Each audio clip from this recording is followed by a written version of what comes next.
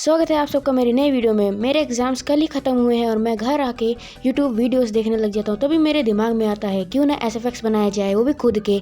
तभी मुझे पता चलता है एक सॉफ्टवेयर के बारे में जो कि बहुत ही क्रेज़ी है।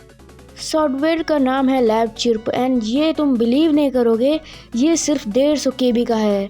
150 KB, तुम समझ रहे हो, 150 KB का। मैंने इसको फटाफट डाउनलोड किया एंड इसको ओपन करके देखा। इसका UI प्लेन के कंट्रोल से कम नहीं लग रहा था। 2 hours later.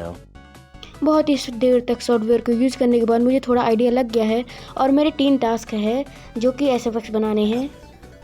तुमसे ना हो पाएगा।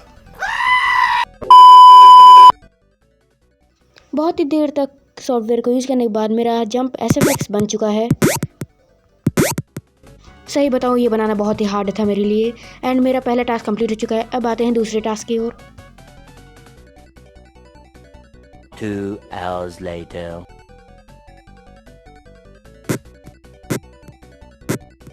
बंद करो, हाथ जोड़ के मैं। फाइनली मेरे 2 टास्क कंप्लीट हो चुके हैं। तीसरे टास्क मैं बाद में करूँगा, मुझे माफ़ करना। ये लो आउटपुट सुनो।